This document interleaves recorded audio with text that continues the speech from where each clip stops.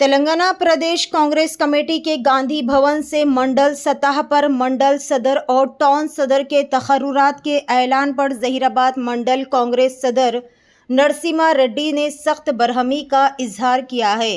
Media नुमाइंदों से बात करते हुए नरसिम्हा रेड्डी ने कहा है कि जिस तरीके से मंडल सदर और टाउन सदर का इंतखाब किया गया है वो सरासर गलत है। उन्होंने इल्ज़ाम आयद किया कि तकर्रुरात से कबल ना तो कोई जांच पड़ताल की गई और ना ही मुकामी पार्टी कायदीन और कारकुनों को एतमाद में लिया गया। उन्होंने कहा कि पार्टी के जिम्मेदारान को चाहिए कि वो ज़मीनी हक़ाइक़ और पार्टी के वफादार कारकुनों की राय को मद्देनज़र रखते हुए शफ़ाफ अंदाज में तकर्रुरात अमल में लाए। नरसिम्हा रेड्डी ने कांग्रेस के आला ओहदेदारों से मुतालबा किया कि इस मामले का जायज़ा लेकर दुरुस्त और मुंसिफाना फैसला किया जाए।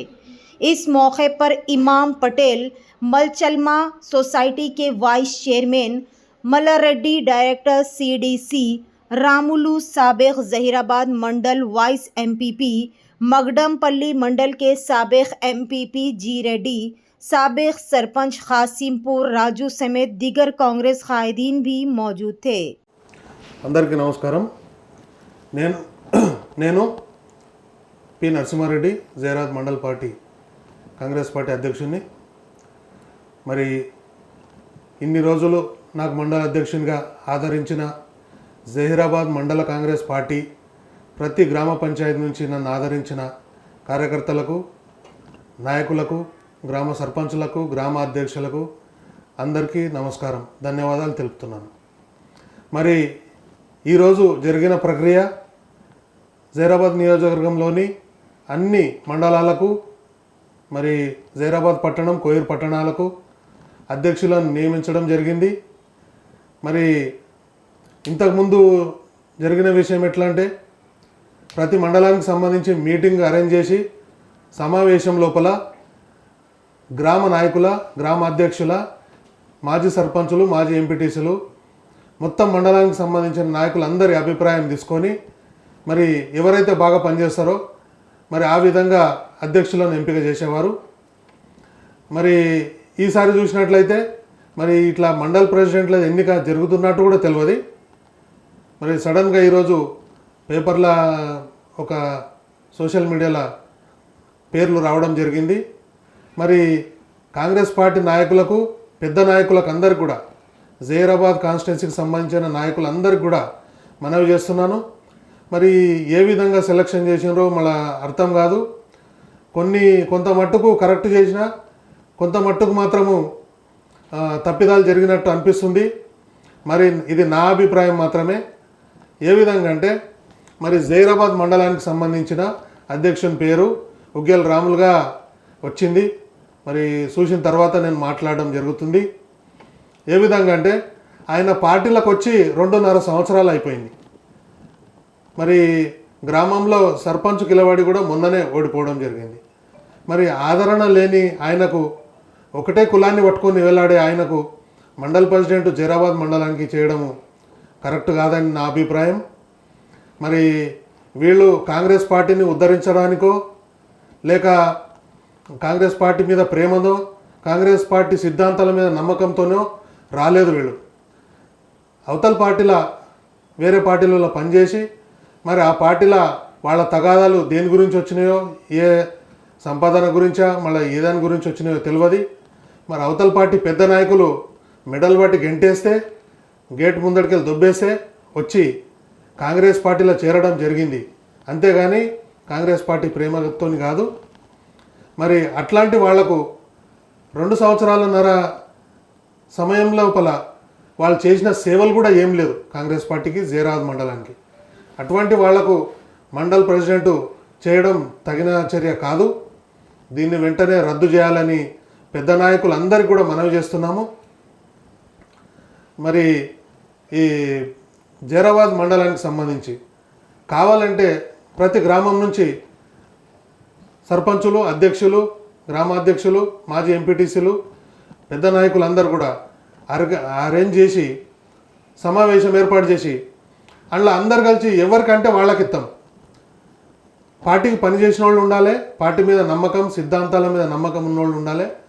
అట్లాంటి వాళ్లకు అధ్యక్షునిగా ఎన్నుకోవాలని మనవి చేస్తున్నాను.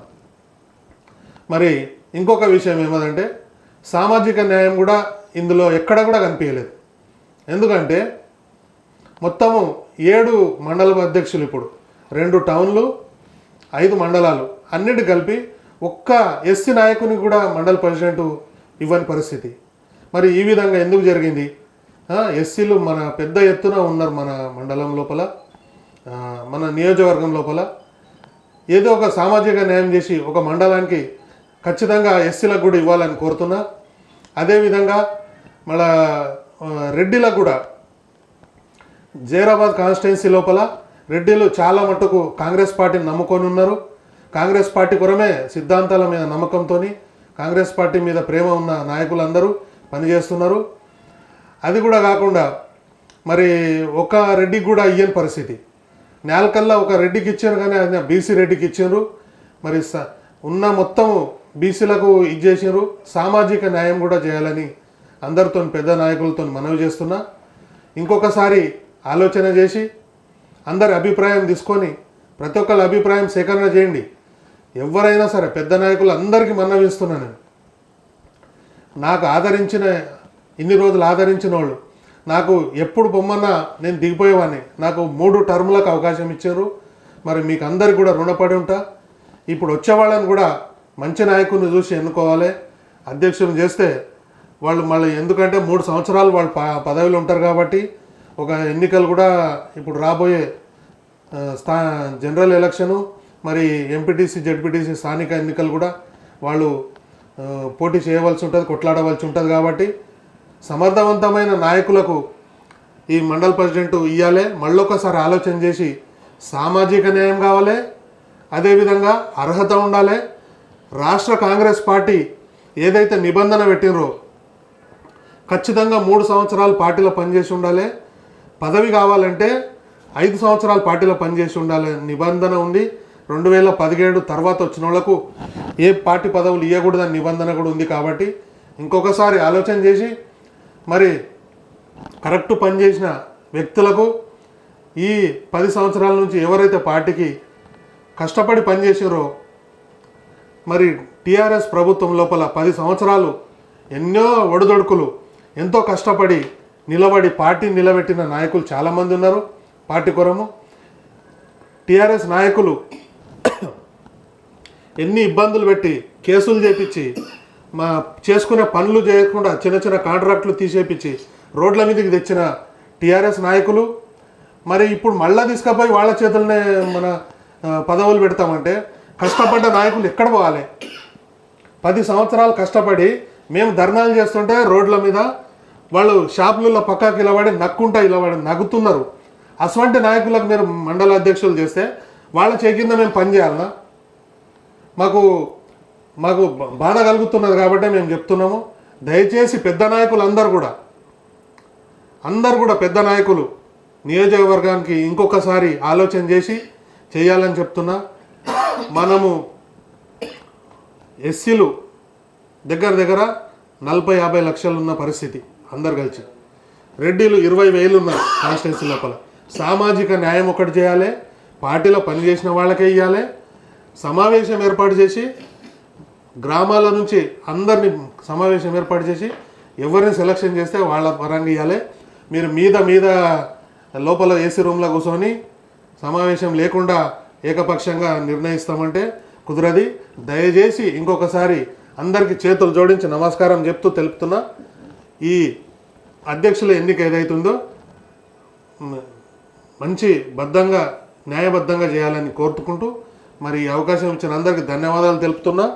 ఖచ్చితంగా సామాజిక న్యాయం జరపాలి, పార్టీలో పనిచేసిన వాళ్ళకే ఇవ్వాలని కోరుతున్నా.